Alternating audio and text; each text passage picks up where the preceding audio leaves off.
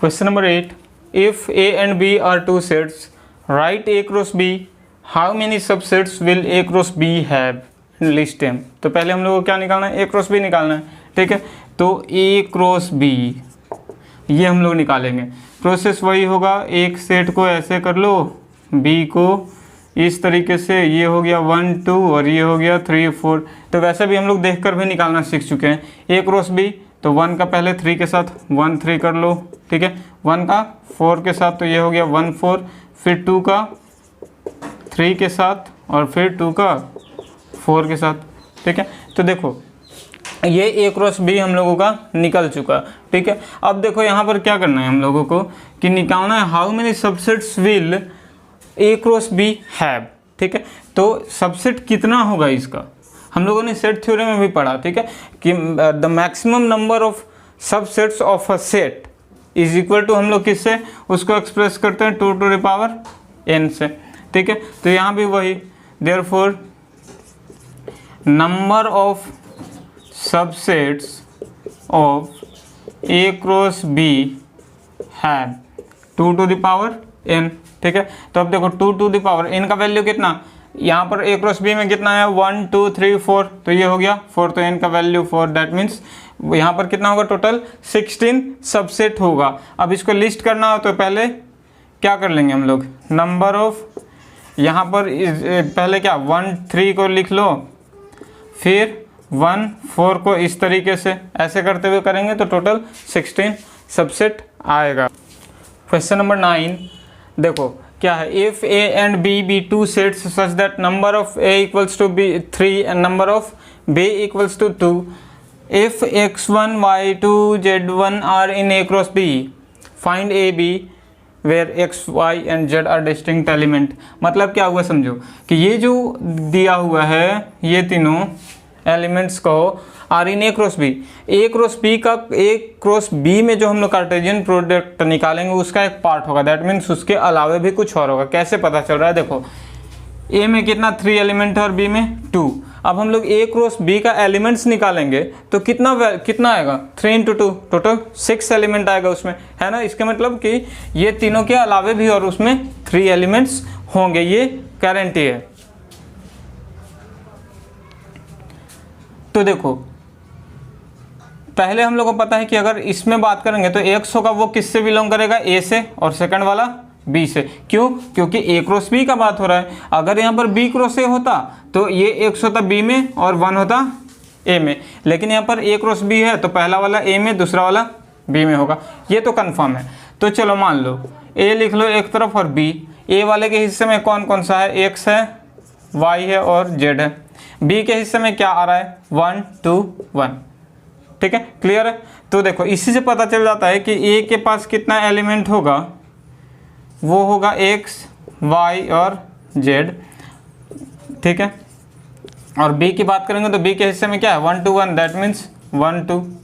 अब यकीन नहीं हो रहा है तो यहाँ पर चलो A क्रॉस B निकाल लो, ठीक है। A क्रॉस B निकालेंगे तो इससे देखना, पहला x के साथ 1, फिर 2, फिर y का 1 के साथ, फिर 2 के साथ और ये 1, ठीक है। रिपीटेशन नहीं होता है, ठीक है। तो यहाँ से देखो ये हो गया A x y z और ये हो गया क्या B, यानी कि 1 2। चलो A क्रॉस B निकालेंगे तो x का पहले 1 के साथ फिर 2 के साथ, है ना।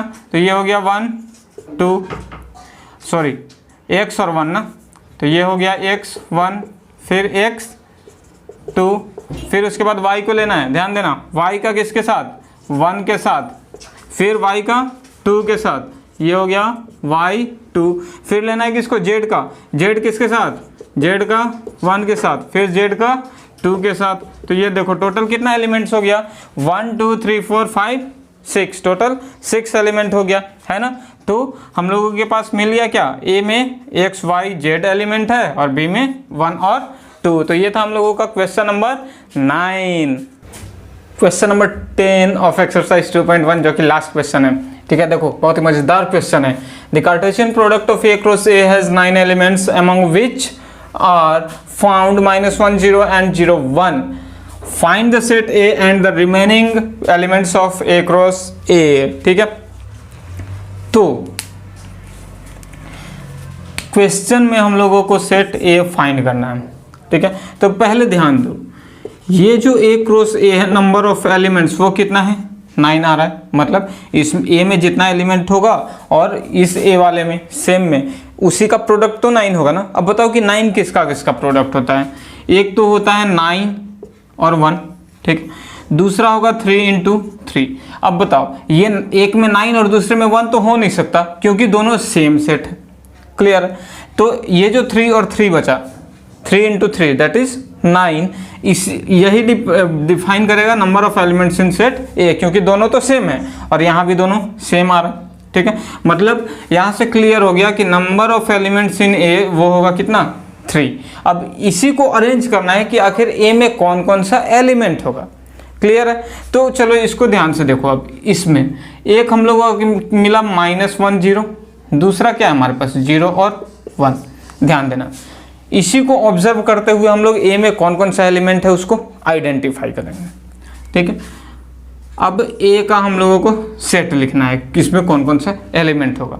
तो देखो एक -1 है ना इसमें, चलो एक -1, 0 0 दोनों में कॉमन, 2 बार रिपीट नहीं करेंगे, तो ये हो गया 0 और फिर 1। क्लियर। तो ये ए का एलिमेंट्स है। अब चलो ए क्रॉस ए हम लोग निकाल के देखते हैं। अगर ये दोनों उसमें लाई करेगा दैट मीन्स हम लोगों का जो ये एलिमेंट्स निकला है वो सेम है। अब ए क्रॉस ए निकाल लो, ठीक है। तो ये हो गया -1 0 1 और यहाँ भी क्या कर लेंगे -1 0 1। क्लियर है। ए क्रॉस ए निकालो, ये -1 1, फिर -1 का 0 उसके साथ -1 0, फिर 1 -1 1।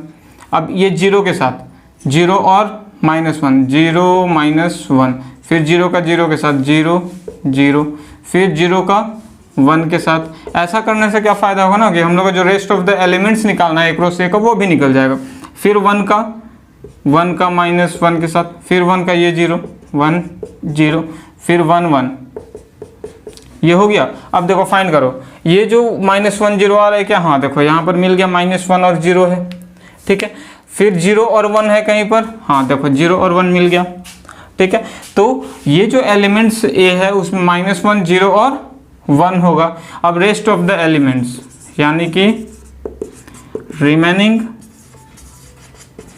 एलिमेंट्स ऑफ ए क्रॉस ए कौन कौन सा है, देखो ये हो गया ना -1 -1, फिर क्या, ये तो पहले से है, ये -1 और 1, फिर ये 0 -1, फिर ये 0 0, ये तो पहले से मेंशन है, तो ये हो गया 1 -1, फिर 1 0 और फिर 1 1। जल्दी से काउंट करो 9 है कि नहीं, 1 2 3 4 5 6 7 8 9, ठीक है। मतलब ये रिमेनिंग एलिमेंट इतना हुआ, ये एलिमेंट्स भी हम लोग पहचान चुके।